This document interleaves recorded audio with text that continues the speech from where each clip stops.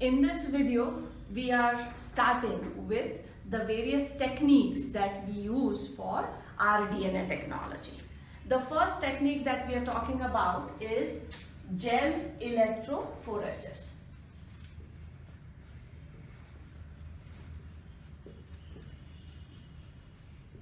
This technique was proposed and explained by Pizzelius. Now, before we get into the details of it, there are going to be two parts of this complete process. One is separation of the DNA fragments using gel on a density gradient, and second is using isoelectric point. So let us first talk about just the density gradient separation. The gel which is used is normally Agarose gel. Agarose gel is available in market. We just bring the packet, the instructions are given, we take the gel in some quantity, add distilled water into it and make a slurry. This slurry is spread over a glass plate and that becomes our gel plate, on which we will separate various DNA fragments using density gradient. So once we make the gel plate, the first point that we have to do, or first step that we have to perform, is isolate DNA. We know how to isolate by using various enzymes. We dissolve the walls, reach up to the DNA, use endonucleases to cut them, and we have these fragments of DNA. These fragments of DNA are to be separated from that mixture. So suppose we take a test tube in which we are separating this DNA. So our DNA fragments are here in this suspension or in this liquid. To separate it, we add chilled ethanol. Chilled ethanol, when added, helps in precipitation of these DNA. So ethanol and this liquid, they do not mix. They make two separate layers and the DNA separates here between two liquids. This is the DNA which has precipitated or separated. It has to be removed from this particular place. That is, we have to remove this DNA fragment from between two liquids. This method is known as spooling. Separation of DNA from these two liquids is called spooling. We can use a glass rod or a spatula to remove this DNA fragment. Once these DNA fragments are separated, then we pour these DNA in a buffer on this plate. So this is our gel plate, which we have created by spreading the gel on a glass plate, and we use a loader kind of a trough in which our DNA is put. This DNA will run along with the buffer on the gel. The bigger pieces would not move greater distance, so they would remain at the top of the plate. Smaller fragments would keep coming to the lower part. This density gradient is not centrifugation. When we talk of centrifugation, the bigger, heavier pieces settle at the bottom and the lighter pieces remain at the upper layer. Here we are separating it on a density gradient using a gel. So bigger pieces, they would remain at the upper part because they don't travel or cover more distance, whereas the smaller pieces would travel a longer distance, so they would come at the bottom of the plate. Now here we have separated these DNA segments using the density gradient on Agarose gel. If we are talking about only these three steps, then that is separation by gel using density gradient. But as the process has the term electrophoresis also, we are adding one more step here, and that is isoelectric focusing. That isoelectric focusing is introduced after step number 2. That means once we have separated these DNA fragments, then instead of straight away separating using a gel, we will first separate using isoelectric focusing. So, in case of the complete process, that is gel electrophoresis, first two steps are common, that is isolation, cutting the DNA into fragments using endonuclease, separation of those DNA fragments by chilled ethanol, and isolating it, separating it out by spooling. Then the third step would be isoelectric focusing.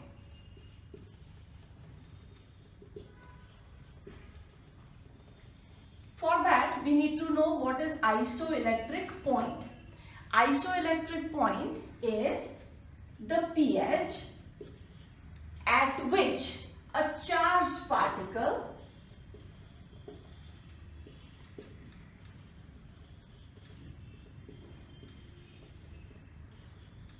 loses its charge.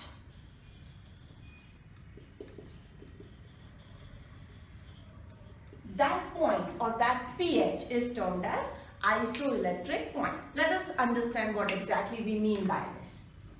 We take a long trough, put gel into it, and the consistency of this gel is like jelly. We put these two electrodes also, or connect these two electrodes here. One is connected to positive terminal, other is connected to negative terminal. And on this gel slab, we create a pH scale. That means the pH scale would be from 0 to 14. Say somewhere here is 7. So there is a pH gradient or pH scale also created. We will add DNA, which we have isolated by spooling here, those DNA here. We know DNA fragments are negatively charged. That means they will be attracted towards the positive electrode. I can put those DNA fragments in the middle also, they will move towards the positive electrode. But as we know, DNA is moving from wherever you put towards positive electrode, so it is better to pour them closer to this end so that they get more distance to travel. So we add all these DNA fragments here. So this is the DNA fragment with its buffer. Each DNA has some charge on it and all of them have negative charge. They start moving towards the positive electrode. Say this DNA, when it comes to pH 5, reaches its isoelectric point. These DNA pieces were moving because they were having negative charge. This DNA piece at this pH lost the charge which it had. That is what is isoelectric point. We said isoelectric point is the pH at which a charged particle loses its charge. So here this DNA is not having any charge on it. If there is no charge, then it will not get attracted towards any of the electrode. That means it remains here. There can be two pieces which have the same isoelectric point. So they would come and get focused at a particular pH. That's why this isoelectric focusing term is used. Similarly, some DNA would get their isoelectric point at say pH 7. This gets at 8. These three get at 9 and so on. So here we have separated them on a horizontal plane using isoelectric point and isoelectric focusing. This is separation only on one plane. So now our gel has DNA fragments separated, and the concept or the point which we have used here for their separation is isoelectric point. The same gel would be now placed on our regular gel plate, that is the agarose gel plate which we have created. So this is going to be our point number 4. The agarose gel plate which we prepare is something like this, and We said we normally use a loader here. Same thing, but here we are going to put this complete gel. We will take out this gel slab and we will put this gel slab here. On this gel slab, we have these DNA fragments which have been separated on the basis of their isoelectric point. When we pour buffer on this, these DNA fragments will be separated using density gradient now. So here, out of the two, they would run. The bigger piece would remain at the upper level, the smaller piece would come at the lower level. Same thing here. So we are separating it on a second level now. This was horizontal, this is vertical. So this gel electrophoresis is actually two-dimensional gel electrophoresis. This would give us a proper separation of all the DNA fragments. If we want to isolate this DNA fragment, then we can take it out. Like we scoop ice cream using a spatula, we can take this whole thing out. This is known as elution. Elution is the method or the process by which we are going to separate this DNA piece from the gel. But for that, we need to see these DNA. The gel is more or less whitish, little translucent type of a membrane. And these DNA pieces, they blend with it. So we would not be able to see it. How are we going to remove it unless and until we see it? To see it, we have two options. We can use Ethidium bromide. So our next step is actually visualization of this DNA. First we need to see it, then only we'll be able to cut it and isolate it. So fifth point is visualization. Here we have two possible options. One, we take this gel plate, dip it in Ethidium bromide.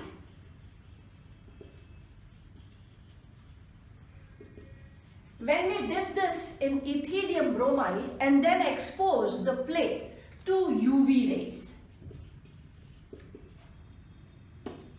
expose it to UV rays, we would see that wherever there is DNA, it turns as an orange line. So if instead of a translucent thing, if this thing starts to appear like an orange line on this gel, it is very easy to see it and then separate it by elution. Second option that we have is using X-ray. We take this gel plate, expose it to X-rays. When we expose it to X-rays, the film that we get, that is going to be the thing which is going to give us a clue. But before exposing it to X-rays, we treat it. Treat the gel plate with DNA probes. These DNA probes are radiolabelled. They are radiolabelled. That means something has to be radioactive in that. What is exactly a DNA probe? It is a piece of DNA which is artificially developed in a lab and radiolabelled. Suppose I have a sequence ATCGAT on this particular DNA probe. When we hybridize this gel plate with the probe, this probe goes and binds with, say, this one. That means the probe's nucleotide sequence is ATCGAT.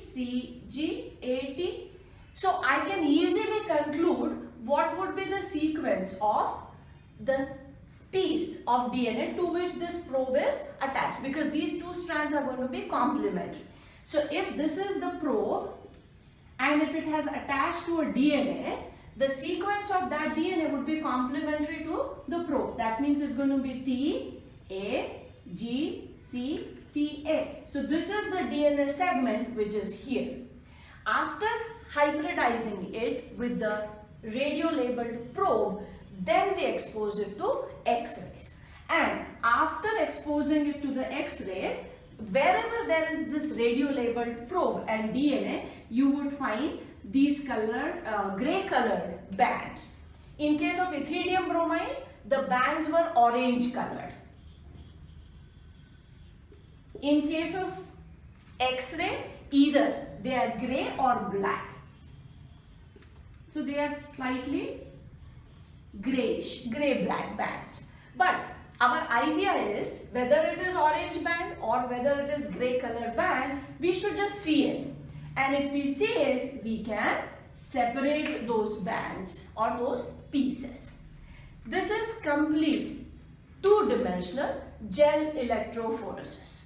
Now, if the same method is used for separation of DNA, then that technique is known as southern blotting. Same, everything remains the same. Only thing is here we will separate DNA. Let me write those techniques here. Separation of DNA. DNA by this gel electrophoresis. If we are using this, same thing for DNA, it is known as southern blotting. If we are separating RNA using same technique, that is by this gel electrophoresis, then the technique is known as northern blotting. And if we are separating proteins by the same method, then the method is known as western blotting. So process remains the same. That means first we will separate the fragment by using gel electrophoresis, isoelectric point, then density gradient. If that particle which we are separating is our DNA, then we will call this method as southern blotting. If that particle which we are separating or piece which we are separating is RNA, then we will call it northern blotting. And if we are separating protein, then we will call it western blotting. The process remains the same, which is two-dimensional gel electrophoresis. To visualize it, there are two important methods. One is treatment with Ethidium bromide and other is exposure to X-ray. But before exposure to X-rays, we have to treat it with radiolabeled probes. These names are based on the names of the scientists. Northern, southern and western blotting, depending upon which piece we want to separate. We have seen how to separate DNA fragments, RNA fragments and proteins using various techniques. Like DNA has been separated using two-dimensional gel electrophoresis, which is known as the southern blotting. When we separate DNA fragments, those fragments are on the gel, that is agarose gel. This agarose gel with time dries up, and as it dries up, it is going to fall off. If you want to preserve these DNA fragments for a longer period of time, we need to transfer them on a more suitable membrane or on a membrane where it can be stored for a longer period of time. This membrane is made up of nitrocellulose, and the mechanism that we use is known as transfer assembly.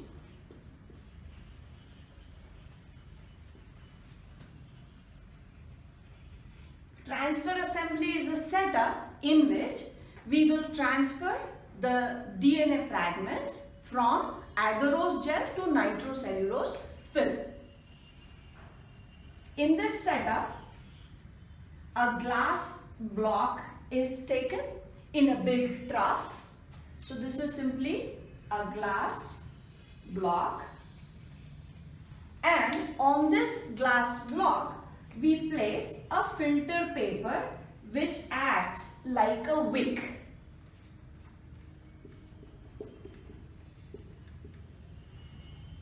This filter paper will absorb the buffer by capillary action.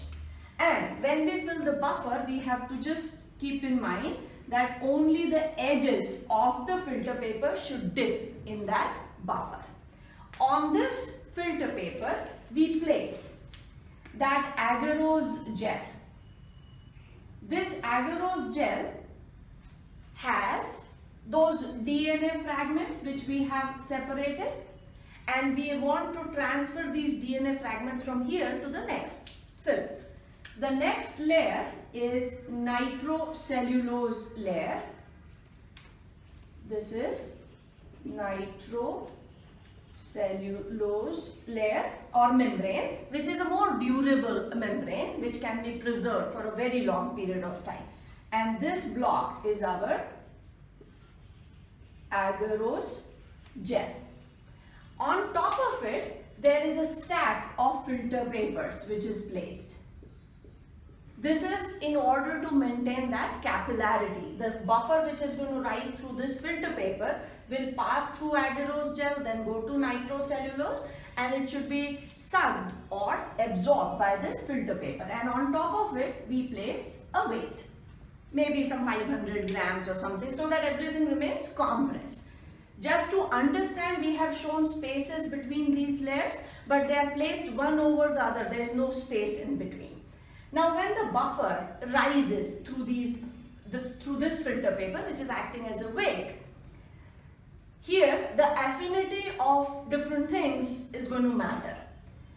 Agarose gel and DNA fragments, they have some affinity. DNA fragment has slightly more affinity towards the buffer. So when the buffer rises, DNA will leave agarose gel and will rise up along with the buffer as it has more affinity.